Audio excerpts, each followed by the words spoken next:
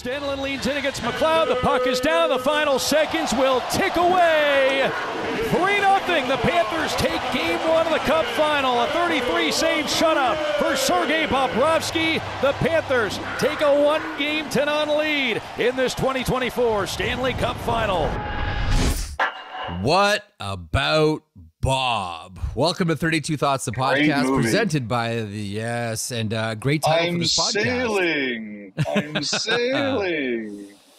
Welcome to 32 Thoughts, the podcast presented by the GMC Sierra Elevation and driven by Kathy Broderick, who, as we record this, Elliotte, is driving you back to the hotel, as Kathy did last. Kathy's done so many different things. And has never complained about it and always done it well. Although I can't imagine this is on her list of favorite things she's done at Hockey Night in Canada. I'll say this, that when I told everyone that I was going back with Kathy so we could do this while she was driving, the general response from the likes of Dave Amber was, "Are you trying to make her fall asleep while she's at the wheel?" Those were the general responses. Yes. They were calling her Saint Kathy, too. Like they were really laying it on thick. It's an audio lullaby here. It's a hockey audio lullaby for Kathy Broderick. All right. To the game. Game one. First of all, before we get there, you were there. Give us the taste. Like, give us the atmosphere. Give us the vibe. Give us all of it before we start breaking it down and talking about Bobrovsky. I think the most disappointed person in the entire building all night was Kyle Bukauskas, because I sent him an Instagram post that indicated that Ariana Grande was here, and he said that where he was standing, his reception was so bad for either Wi-Fi or cellular that he didn't get the notification until late and couldn't work on finding where she was in the building. So the Oilers lost the game, but Bukauskas had a worse night. I believe it was when Doug McLean ran the Panthers that she was on the Zamboni, right? Yes, I believe that's true. You know, it was not the loudest night, I'll say, in Florida. They were obviously very excited when they scored early, but because I think Edmonton was the better team for such long stretches of the game and Bobrovsky was so spectacular, I just don't think the building was as energized as it could have been, simply because the life got sucked out by how dominant Edmonton was at times. Obviously, they were happy at the end of the game. They were really excited by their goaltender. It just wasn't the loudest, craziest building I've ever been in, and I think the Oilers had a lot to do with that. It's pretty loud for the empty netter. Like when Luster-Mainen scored that one, it seemed pretty loud, Elliotte. Yeah. You know, the other thing, too, about this one, like, obviously the big star was Bobrovsky. He was the best player on the ice. He won the game. But I actually thought there was less, even though there were some big scrums, especially at the end of the second period, there was a lot less of that than I thought there was going to be. You know, people pointed out that Florida really out-hit the Oilers, but, you know, just because they didn't have the puck all night. They were outshot almost double, 33-18. Edmonton controlled the flow of the game. To me, it just wasn't one of those nights where the home crowd could really drive the bus because Edmonton had so much control of the game. But Bobrovsky was great. I'm surprised the crowd didn't get more into it. Like when I'm sorry, like when Bobrovsky did the cartwheel attempt, like that cartwheel attempt on the Ryan Nugent-Hopkins one-timer, like, I mean, again, I wasn't there, but it seemed like that crowd popped pretty big for that moment. Yeah, they definitely popped in moments. And a lot of jerseys. I tweeted out the best one I saw. That. Two guys in rows right in front of each other, one wearing a Yager jersey, the other wearing a Joe Thornton jersey. There were a lot of Kachucks. There's a lot of Kachuk jerseys. There were a lot of Barkovs. I saw a lot of Bennett's. But the whole building was full of jerseys. And, Jeff, the thing I liked about it was there were a lot of different style Panthers jerseys. There were some of the obvious ones, the regular ones. There were some of the blue palm tree ones. I know you like them, but the broadcasters hate those. Yes. And there were a couple of the real dark blue ones that I actually think they should wear more. I think those are really good uniforms. Those are great. Okay, so to a couple of things here. One of the hot button issues coming out of this one, as you mentioned, Sergei Bobrovsky is going to be the number one story, and he should be. He was that game. Yeah. But another story in this one was a defense pair of Darnell Nurse and Cody Ceci, who won the 2 goals, the Verhaeghe goal and the Rodriguez goal. Just flat out, they got beat. They got beat with bad decisions. They got beat with puck watching. They got beat losing battles. They got beat chasing. Those were the 2 that were exhibit A and B for the Edmonton Oilers. I know it's tough to criticize defensemen when you don't score any goals. I get it, but that was a problem on Saturday night for Florida. Kevin did a great job on the first one of breaking down how they turned that 3-on-2 into basically 2 separate 2-on-1s. But the second one I thought was the really tough one, simply because Nurse didn't have his stick on the ice, right? Yep. That was the mistake there. They could put the pass by him because he didn't have his stick on the ice. And that's the one I think most people would look at and say that was the more egregious of the 2. It'll be interesting to see how Knobloch practices them on Sunday, assuming they even skate at all. But what he shows either the next warm-up or the next morning skate or whatever he does here, because he basically went back to them after he went away from them as they were successful against Dallas. And it was interesting. Knobloch, one thing that Knobloch's done the last couple of games that he didn't always like doing earlier was change a winning lineup. He put Fogle back in. He put Broberg. He had Broberg on his strong side, but he had Kulak also on his strong side. And Kulak had played the weak side very well in the back half of that Dallas series. The other thing I just wondered about too is it's not like Broberg's been bad or anything like that. He made a beautiful pass to set up a great chance for Edmonton. I just wonder at some point if they feel that they're gonna need Desharnais' size against Florida, that great forecheck they have. So I would be surprised if we saw the defense deployed the same way on Monday in game number 2. By the way, McDavid had a great line in the post game. Maybe it was the hockey gods getting us back for that game 6, where we probably didn't deserve to win. I thought that was a really good line. I think, Skinner I thought was fine. No issues there. The way I look at it is, Jeff, this is one of those games where if you lose a series, you sit there and you say, we did everything we could except score on this guy. And I'll tell you, Gretzky was on the first intermission, and he was fantastic. Yeah, he talked about how he'd go blocker side. I was texting guys during the first period, what do you do here? And, they were saying if you get him going side to side, go 5-hole. And then I had a couple guys text me in the second period, and one of them just said, you know what? This is one of those nights. There's nothing you can do.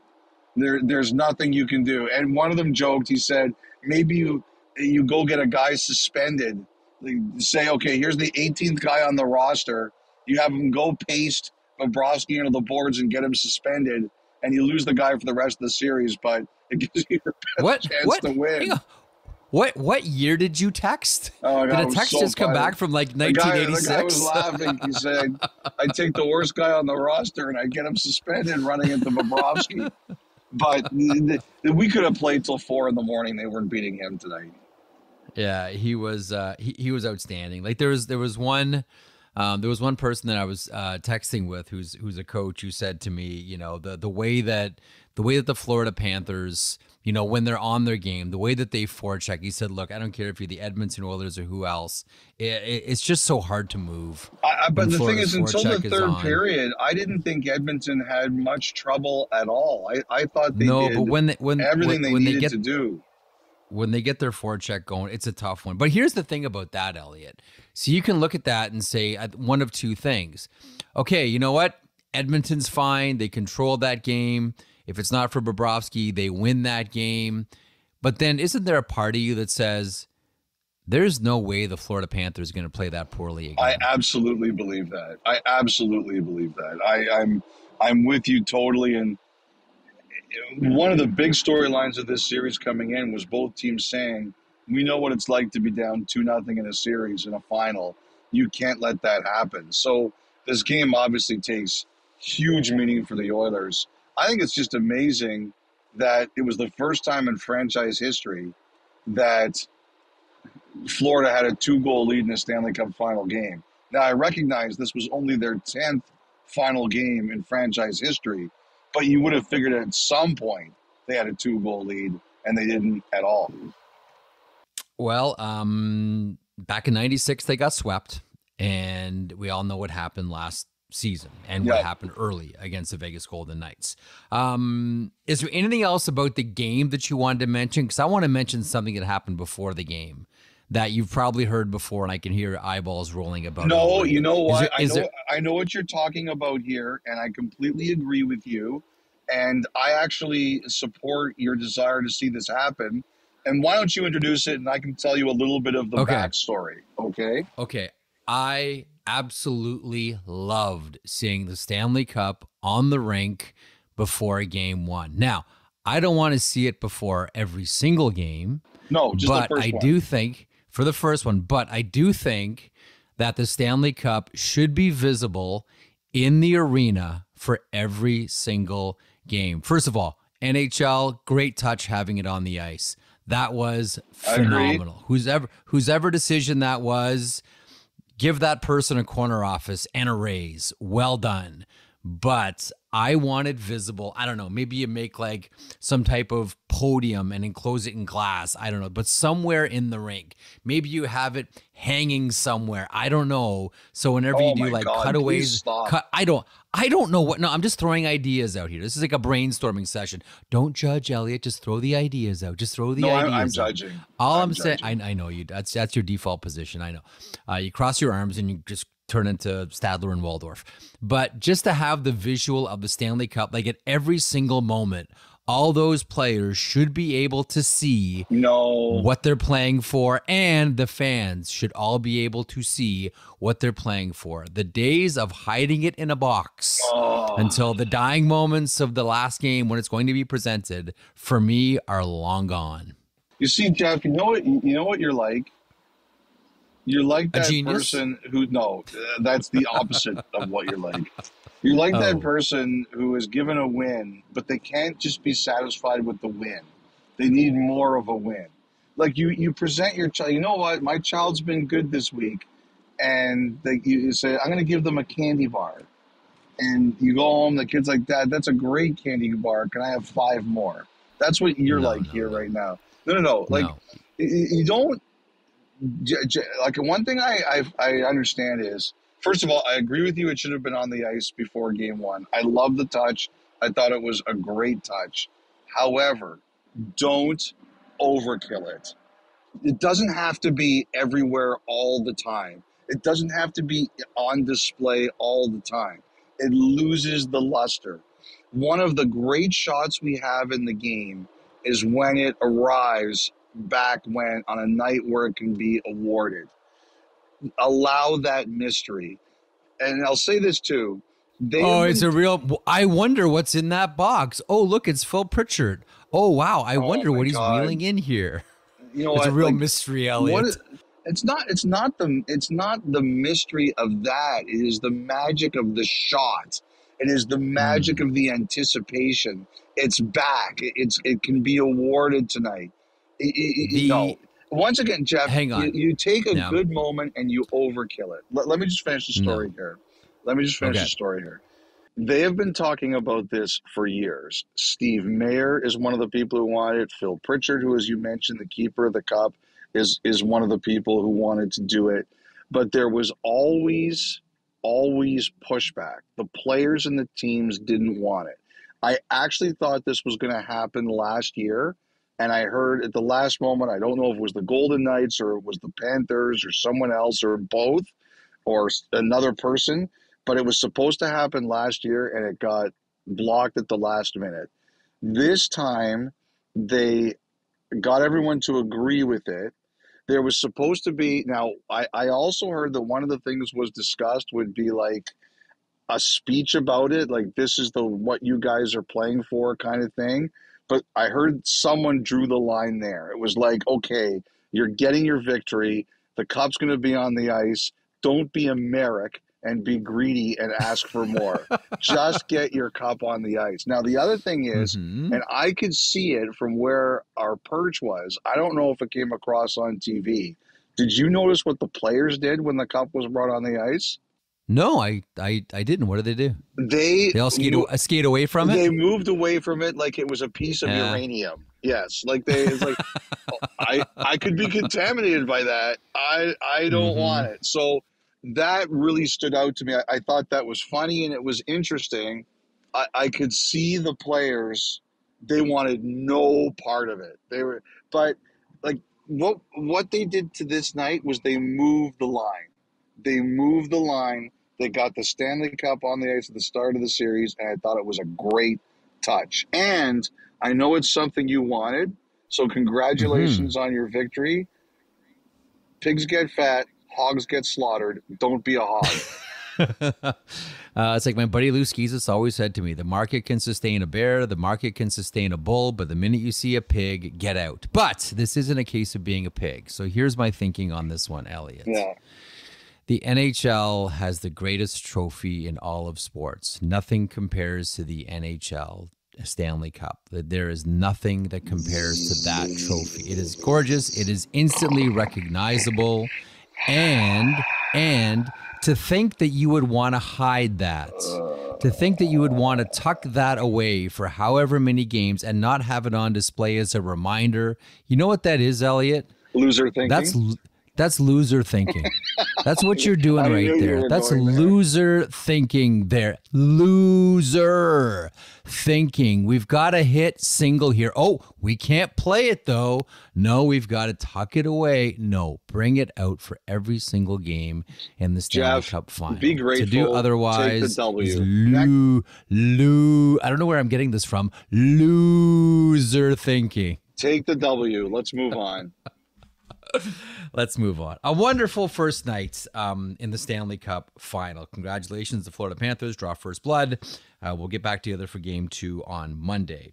In the meantime, news. Now, this section is going to be divided into two parts. We recorded a lot of this earlier on Saturday afternoon, so the audio will sound cleaner. In the meantime, we'll start the news by talking about Gary Bettman, commissioner of the NHL, who had a press conference along with Marty Walsh before Game 1 on Saturday. And amongst the things that were discussed, the Four Nations face-off, Boston and Montreal, February 12th to 20th. So they got it done with Montreal, Elliotte. Yes. I didn't think this was an incredibly newsy media conference. There are only a couple of things that really stood out to me on any real level. One is that they officially released the schedule, the final, as you mentioned, that we start off in Montreal, we finish in Boston. The championship will be in Boston.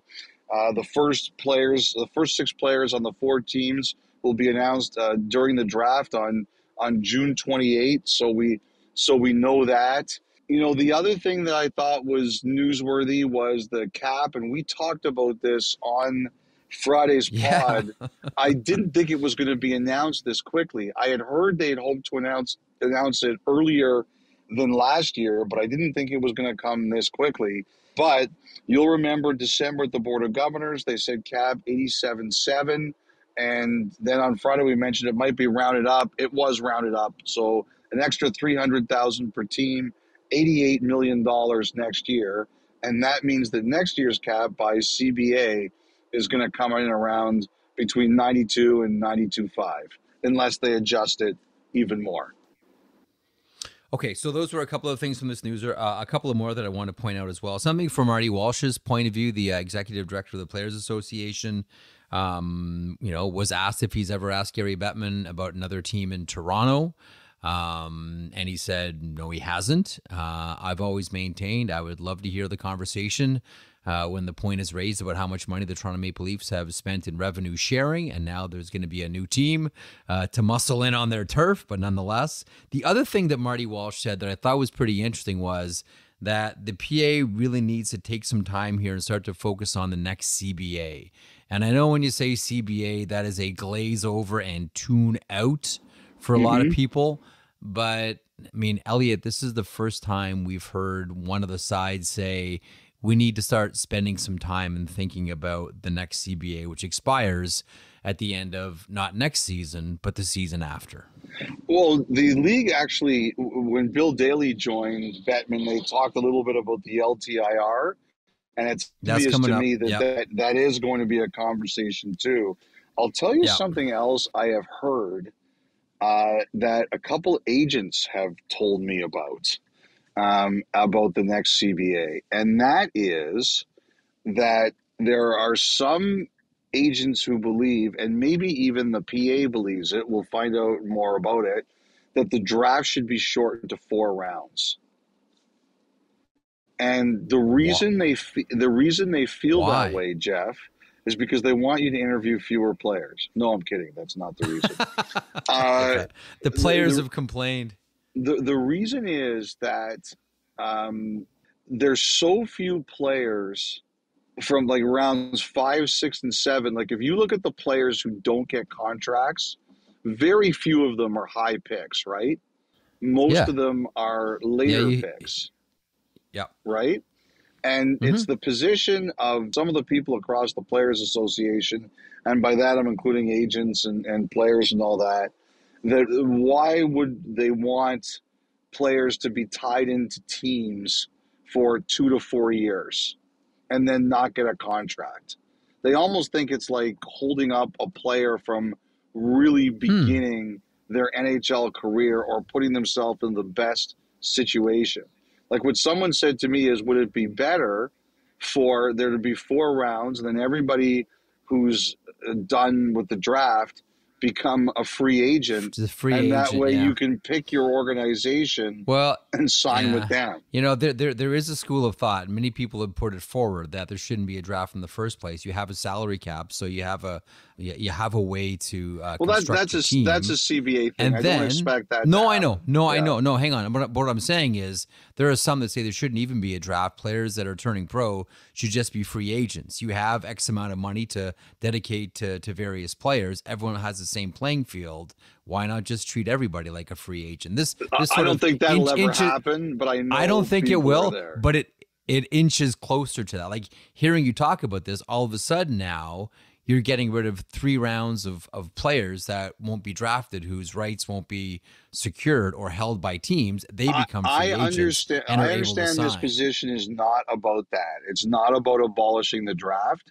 It is about, why tie up a player's rights for 2 to 4 years if odds are they're not going to get signed anyway. Right.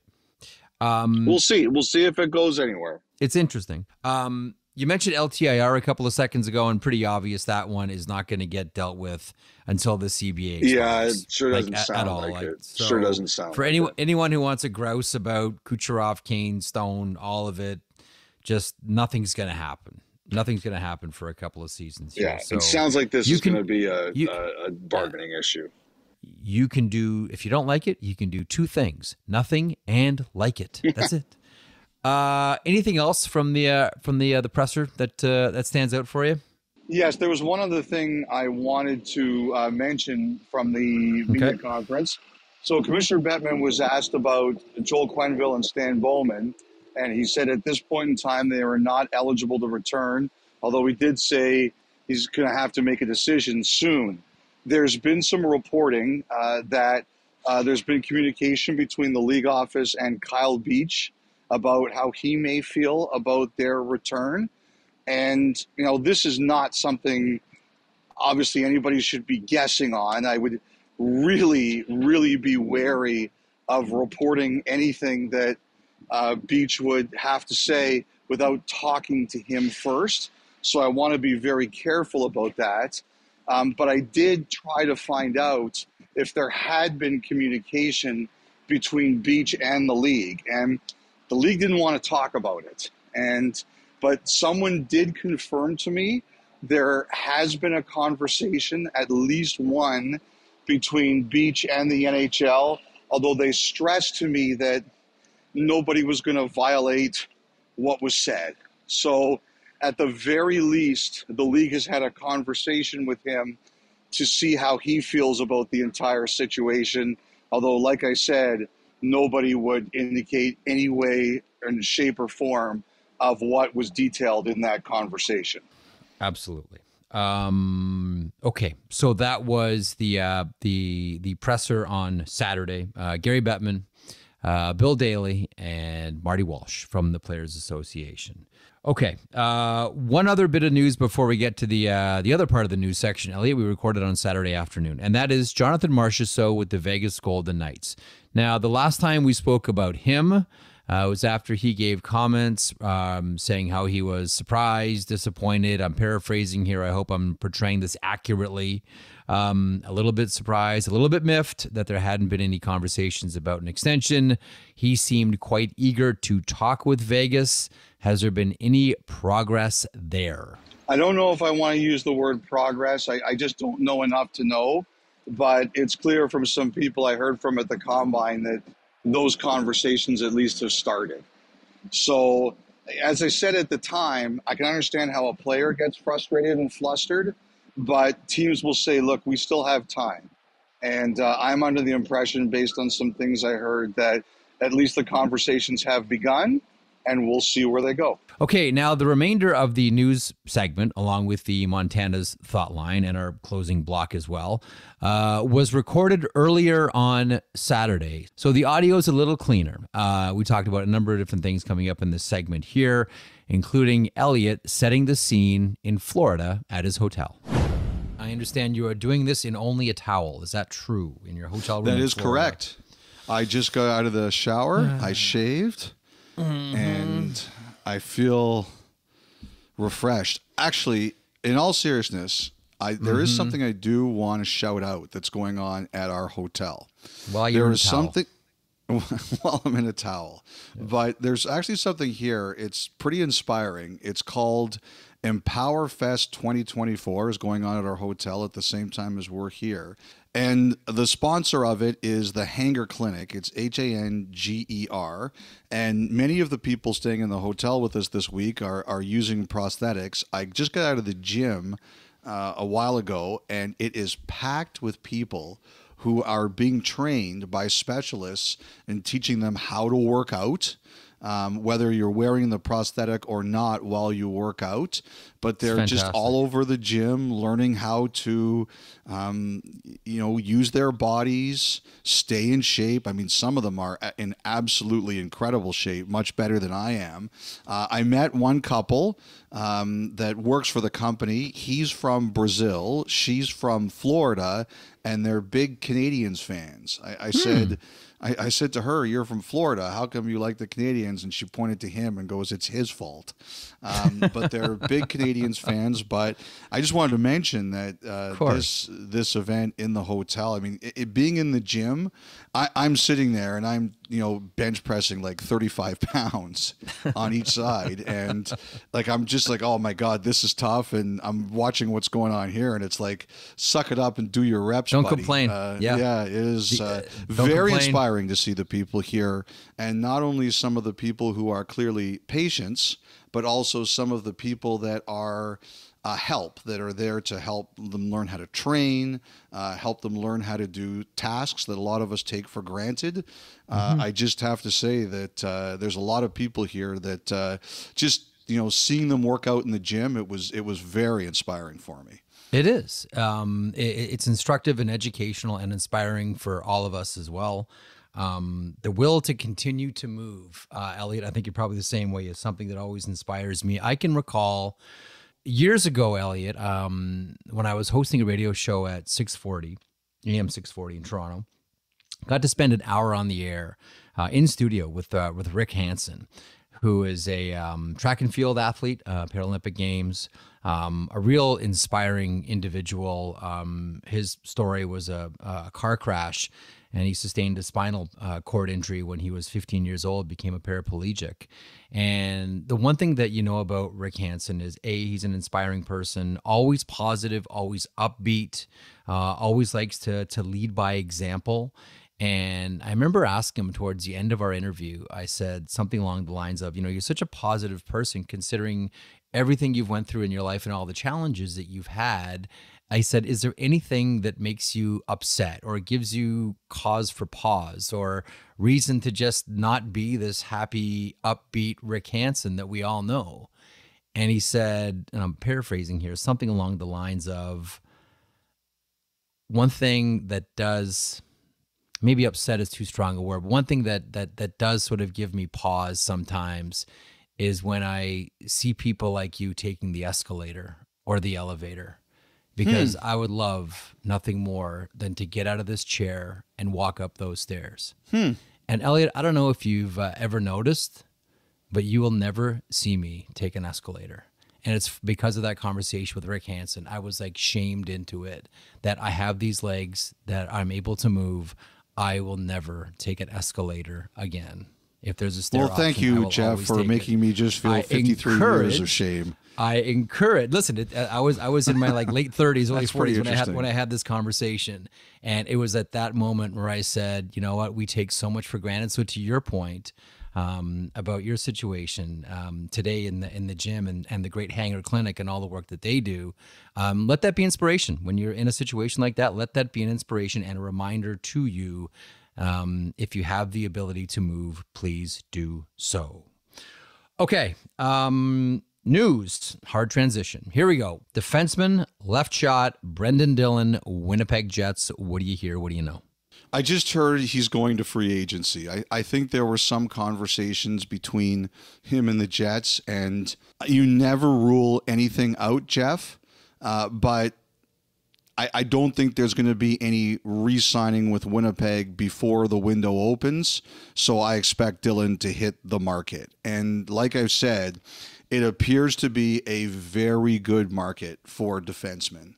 There are some defensemen who are really going to hit it big here. And the other thing too, Jeff, I'm also hearing is that it's also going to be a very good market for depth forwards who can play multiple places in your lineup and play that kind of heavy hockey playoff game.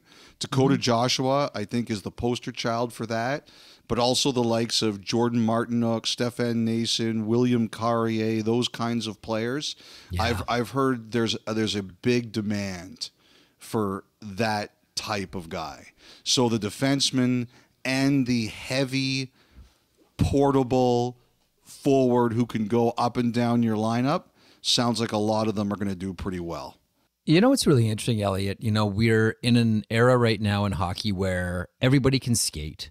Like the one thing, like doesn't matter what level you go to, like, you know, junior hockey, Division I, youth hockey, minor hockey, whatever. One of the things, like at the top level of all these various levels of hockey, one of the things that you notice is the bad skaters are all gone. You know, like once upon a time, like there were a couple of guys that could really skate on the team. Then there are a couple of good skaters and a few bad ones as well, but they could still mix in with the team. By and large, all the bad skaters are gone. Like you look in the NHL, everybody can skate, everybody can shoot, everyone can play make, people can defend, like all of it. It really does feel, and you know, mentioning like the Nasons and Joshuas and Martinooks, that the pendulum has kind of swung back in a certain way. Now that there's a leveling of the playing field to some extent by way of ability, it's almost like teams are saying to everybody out there, okay, now everyone can skate, now everyone can shoot, now everyone can play. What else can you give us?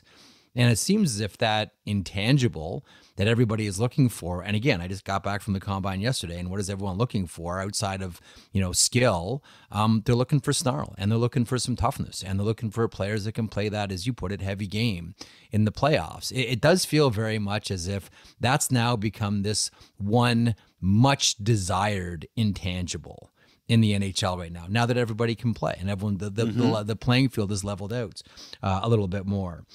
The one thing that everybody wants as well, the one thing everybody is, well, a lot of teams anyhow are looking for is net minding. And so much of the conversation there has, for the past 6 months, I suppose, maybe longer, revolved around Jacob Markstrom and the Calgary Flames. Is there a latest on Jacob Markstrom and the Calgary Flames? I think the thing is here is that it was so crazy during the season.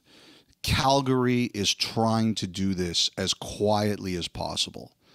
And that's not going to be easy. I mean, good luck with that at this time of the year. Put this on the put anything on the podcast saying they're trying to do this quietly. But they just know what a roller coaster it was for everybody involved, including the player and themselves.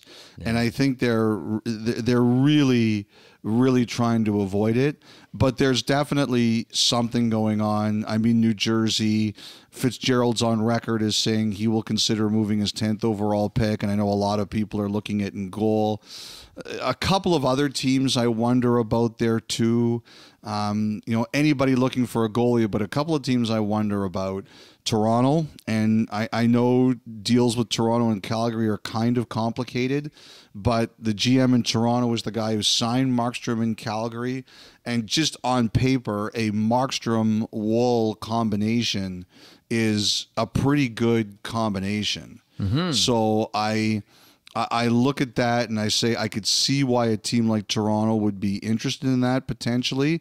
And the other team that I think is in on almost every goalie conversation is Ottawa. Now, I don't know how Markstrom feels about that, but I was told like every conversation that involves a goalie, you have to have Ottawa around it. Now, the thing about Markstrom is trading for him, he's basically a 2x6 player you're trading for. And if your choice is trading for a goalie, especially him with that contract, or going out or signing someone in free agency that might be a bigger number, you're very happy to take that. So I could understand why there'd be a lot of interest in Markstrom, but obviously a lot of people are suspecting New Jersey, and there's a few teams that suspect Toronto and Ottawa as well would be around that. Plus, Toronto kicks tires on everybody, so it makes sense. But, some teams wonder if it ends up being a bit more than that. Okay, Elliotte, one final wrap here on netminders. You mentioned Markstrom. The other hot topic is Juuse Saros of the Nashville Predators. I don't know if this is going to become a daily podcast update, but what's the latest here? You will not be surprised to hear that some people were not happy with me last week. I said, and I really tried to defend myself and say I really didn't try to do anything here. There are times where, believe it or not, Jeff, there are times when people have reason to be angry at me. This I do not think was one of those times. Yes, never me. But it happened. So someone called me and they were really annoyed at me. Like they were really annoyed at me. And they said, there's one thing you got right. And I go, oh yeah, what's that? And he said, the player wants to stay and the team wants him to stay.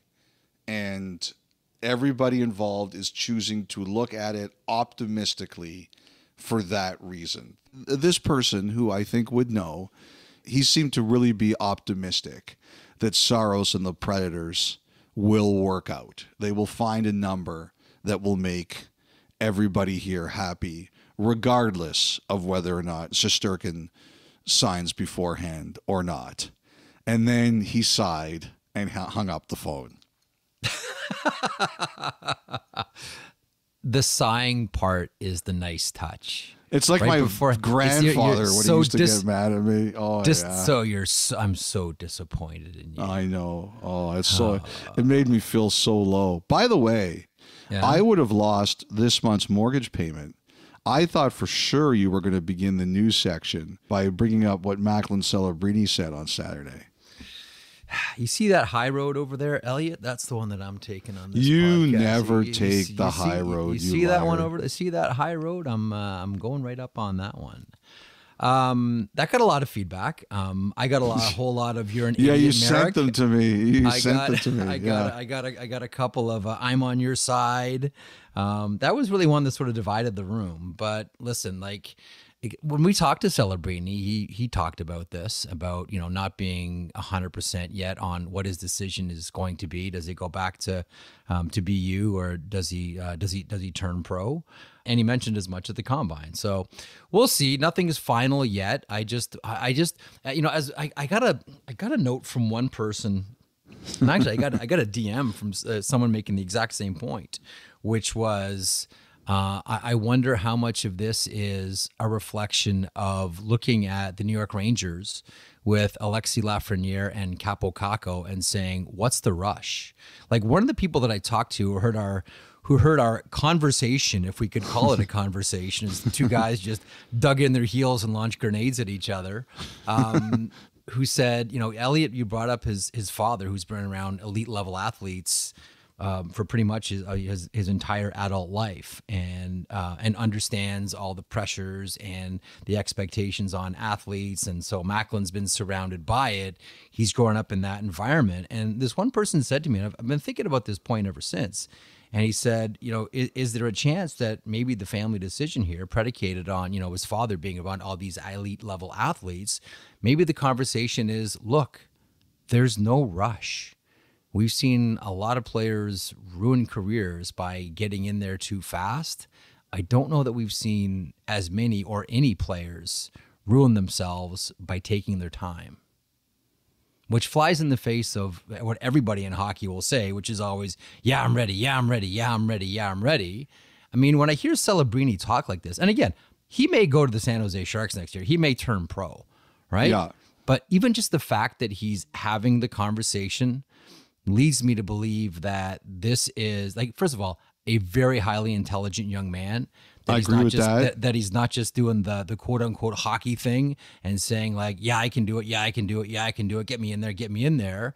He's taking a really smart, measured, educated approach to this one and not rushing into any decision. And honestly, Elliotte, I can't help but thinking part of that must be in discussions with his father, who's been around these athletes for, again, as I mentioned, for years. Yeah, I don't disagree with any of that. I watched Celebrini scrum. He seems like a really bright guy. He's really intelligent. He's a smart And look, kid. if he wants to go back to school, I totally understand that. One of the players I think about the most is Tim Duncan. Tim Duncan, who's one of the best players ever to play basketball. He stayed in college for 4 years, and after every year, even his first year, people were like, you should come out and be a pro.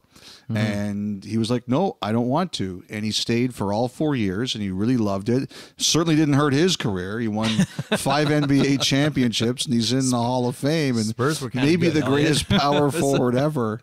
It's a good team, man. That was a fun team to watch. And later on, he actually told a story. I believe his mother passed away, and he had made a promise to her that he would stay in college. So, obviously, that's a great reason to do it.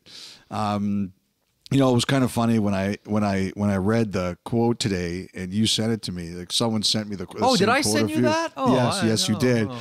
And someone sent me a quote a few minutes later saying, "I look forward to your next pod when you call Macklin Celebrini a loser." And I said, "Oh, you'll keep waiting." You know what? The one thing I stand at 100% is that if I ran a team and the number one player said, like, I don't want to come because I don't think you guys are ready for me, even if you're not worried that he's not going to sign with you, I don't know. It would just bother me. I would want to have a team that everybody would want to come play for. So, maybe I'm wrong. Celebrini's making me look pretty bad right now, but that's the way I feel. I would just hate to be someone running or owning a team where a good young player might say, you know what, they're not ready for me. So that's where I come from on that. Okay, let me come down off the high road now. No. I was shocked you didn't bring it up. I have to say I've worked with a lot of people that would not have that would not only not be able to not do it, but would have done it the first second the microphone turned on. My moment for that was sending you those quotes. That was it. I didn't need to do it publicly because I knew Elliotte, and this makes me an even worse person. I knew that it would be a dagger if I did it privately, and that's why I did it that way. So don't think that I'm really taking the high road, because that to me was that 5 seconds of satisfaction. That was a skillful lunge and stab, Mr. Send that one to Death of 1,000 cuts. So Marek, one guy said to me, he sent me the quote, and he said, "I hope Celebrini listened to the podcast and he hates you forever." Oh, geez. If he does listen to the podcast, or any of his family members listen to the podcast, Elliotte was just using Macklin Celebrini to yell at me. It could have been for anything else that Elliotte had problems with. Celebrini. No, don't let me off the hook, Jeff. That's very kind of you. Don't let me off the hook. Sometimes you just got to take your take your L. We'll see. We'll see. All right. We'll see where it goes. So let me share something with you as well. We had, Michelle Mathot, as I mentioned last podcast, Michelle Mathot was leading the conversation, thankfully. And then it was also Sam Cosentino and Jason Bukala and myself doing interviews with a lot of the prospects over the Thursday and Friday in Buffalo. And there was one play, there's a few players, and I mentioned some of them on the last podcast that stood out. There was one kid, though, that hit it out of the ballpark. And he's like, you look at some kids and you say, yeah, you know what, maybe when the career's done, maybe, television or media could be on the horizon. This kid could do it now. Who's that? So he's a Finnish kid, Aaron Kiviharju. So he's a defenseman, a little on the smaller side, 5'9", 170. We're all crossing our fingers. I know I am, because I'm doing the interviews this year at the draft. I'm crossing my fingers that he goes in the first round, because he's a tremendous interview. But that's not what I want to mention to you. Well, first of all, tremendous interview. You're gonna, whichever team gets this kid, you're getting a wonderful kid. Super outgoing and energetic and funny and like mature beyond his years. But his father's an interesting story. His father, he was comfortable in English. His English was fantastic. Because I don't think we give enough credit for kids who come, even though a lot of Finns speak English, kids who come from different cultures or different parts of the world and get thrust into this. That's not easy. No, not at all. It's interesting too, because he talked about, all the languages that his mom speaks, and he said that, a lot of that just sort of rubbed off on him naturally. That was the first thing that was jarring, is like, he spoke better English than me, Books, and Kaz. Like right away, we're like, oh geez, we're embarrassed. Anyway, but it's an interesting situation here. So his father, Yanni, who played himself as well, is a scout for Utah. And so I asked him, I said, have you ever read your father's scouting report on you? Like, how do you handle that? And his answer was interesting. He said, they don't let him scout me. So that's probably a good thing. I don't get in, and apparently they don't let his father into any of the conversations about him. Interesting. Then I'd never heard of that before. Like, I knew his dad was a scout with Utah, formerly Arizona, and so I was going to ask him, but I wasn't expecting that answer. Like, honestly, Elliotte, I was totally shocked. I had never thought about that for 1 second. Scouting your kid and whether they sort of shut you out from it altogether and have conversations away from you about your son. Anyway, I thought you would find that interesting. I do think that's interesting, because, to be honest, now that you think about it, my initial reaction is that's good in a big group, but I would probably pull, if I was the manager, I would probably pull the father aside one-on-one and say, okay, tell me what you think here. Is he a good fit for us, or why not? Right. That's what I would do. But I understand why maybe you don't do it in a big group. Interesting time in Buffalo. Okay, with that, we'll wrap. We'll come back. Montana's Thought Line, still to come.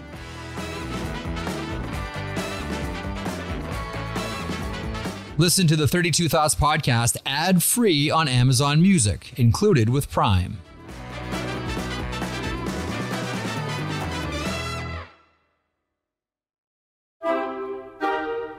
Welcome back to the podcast. Time now for the Montana's Thought Line. Montana's Barbecue and Bar, Canada's home for barbecue.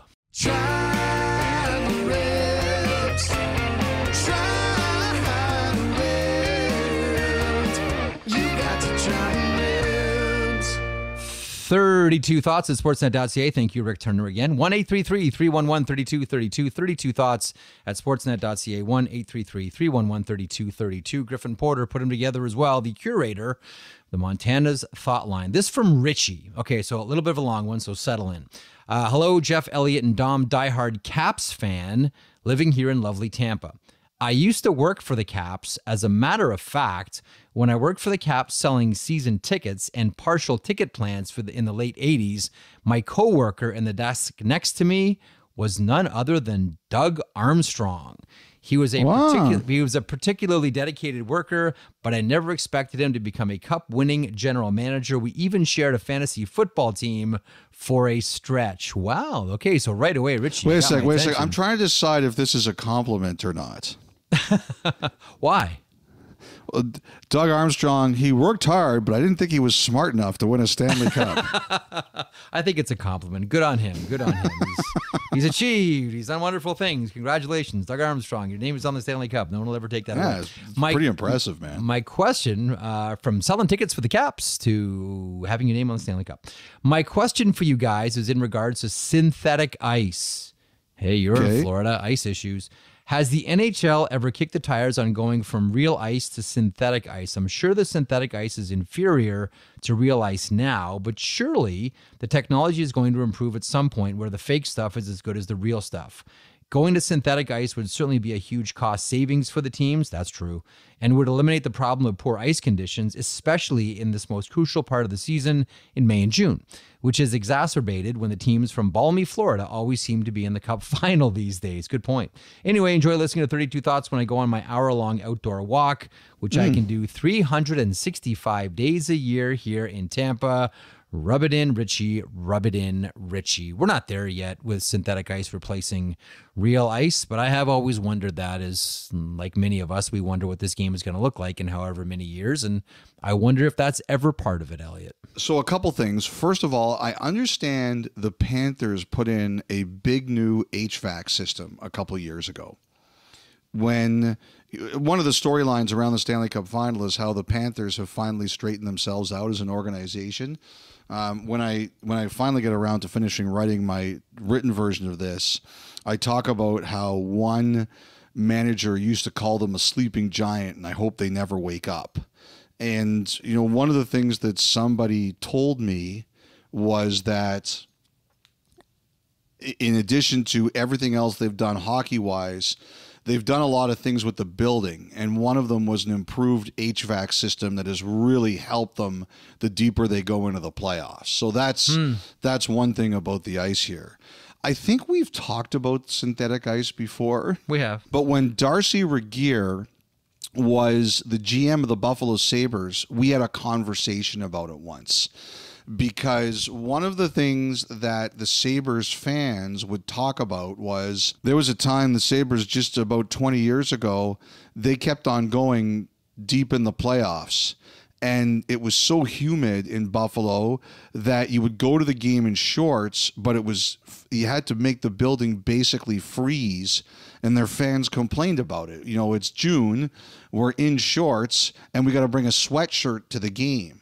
So he said the Sabres actually did a lot of research into synthetic ice, and he agreed that someday it would happen. Now, I haven't heard anything like that recently.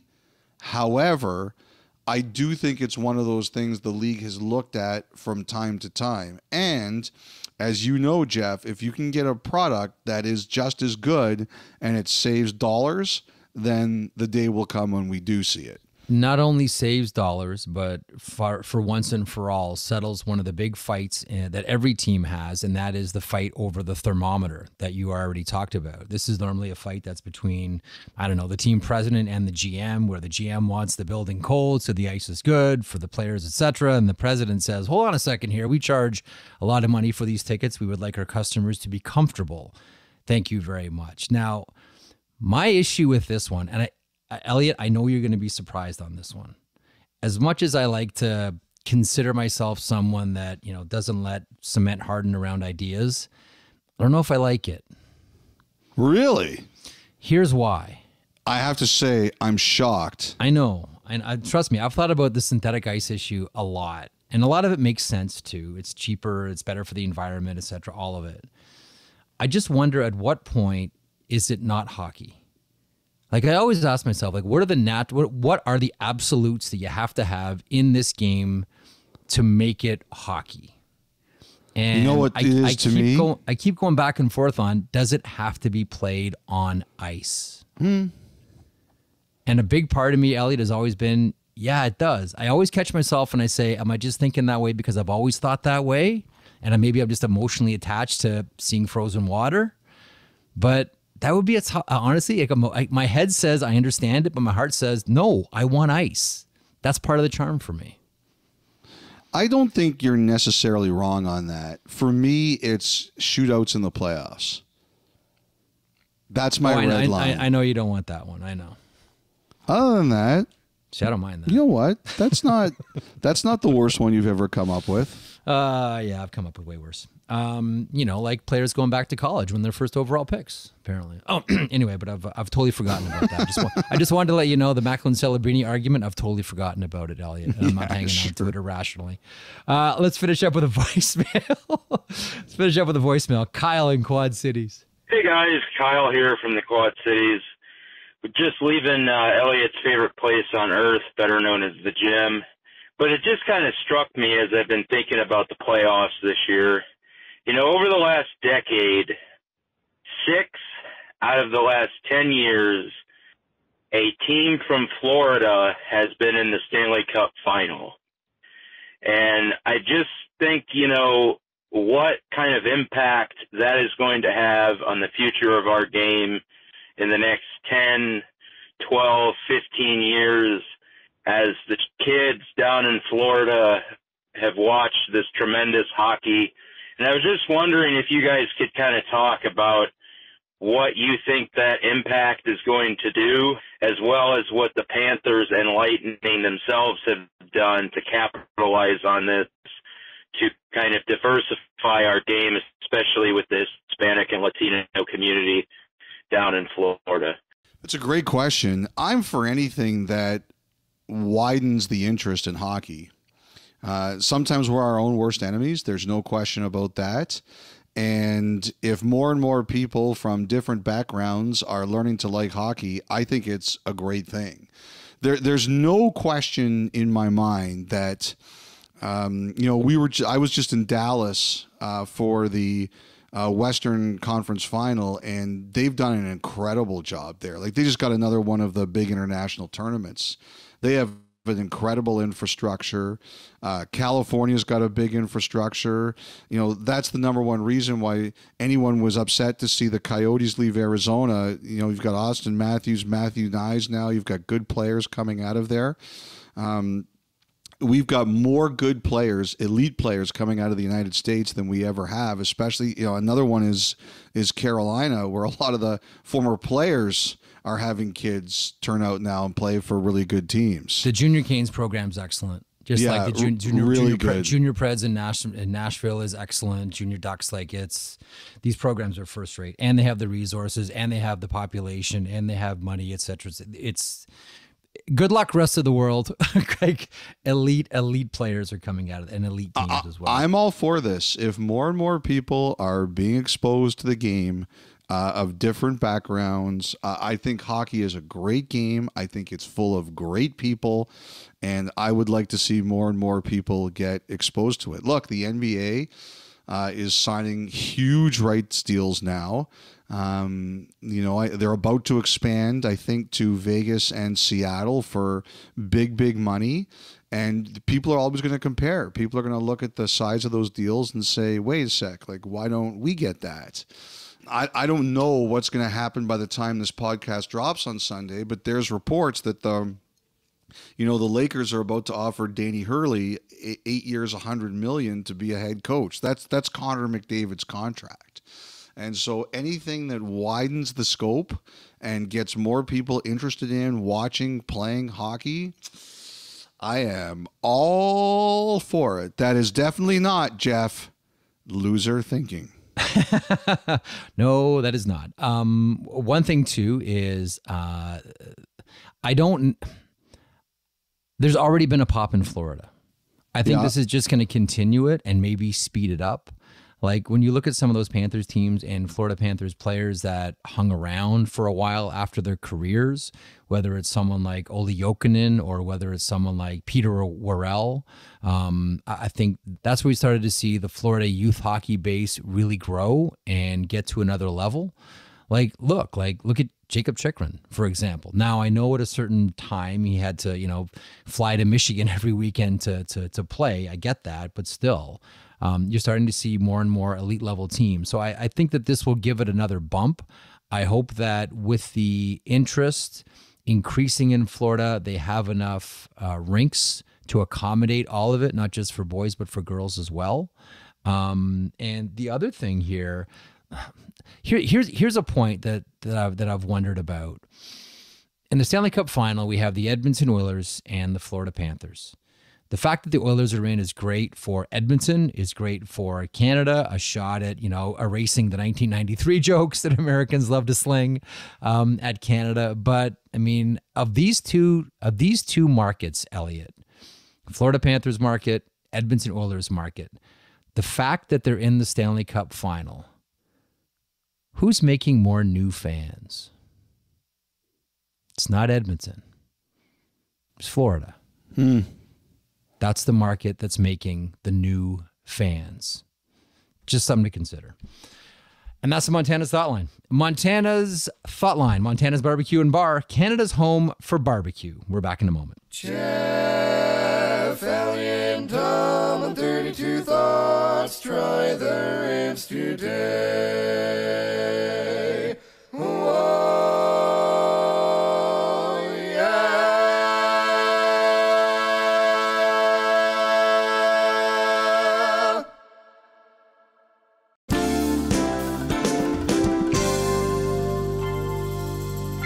Welcome back to the 32 Thoughts, the podcast presented by the GMC Sierra Elevation.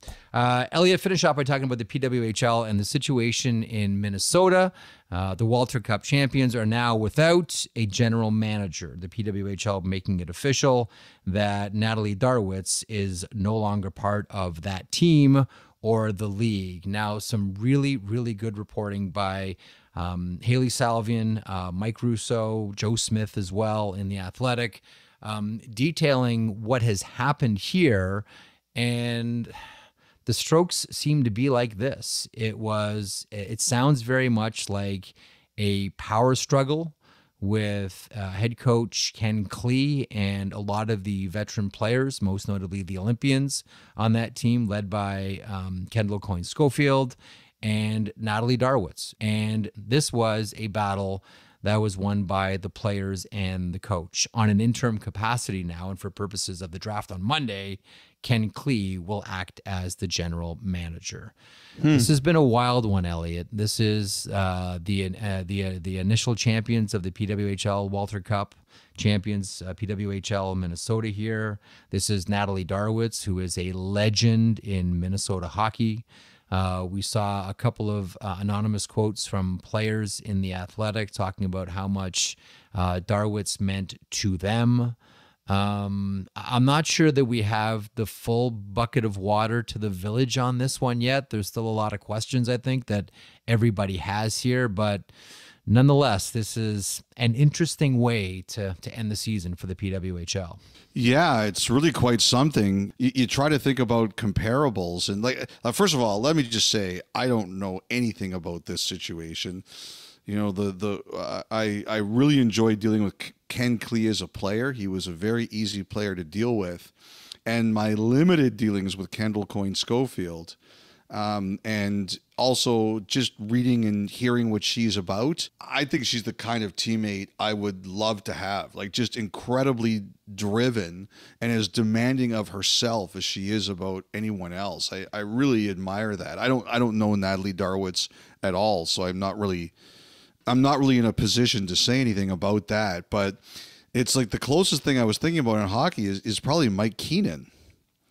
They win the Stanley Cup, but that was a situation where Mike Keenan sort of tried to work himself into a better deal and ended up the Bettman had to sort out all the issues. But it's very weird to see this right after a team wins a championship. Very strange story. And you're right, Jeff.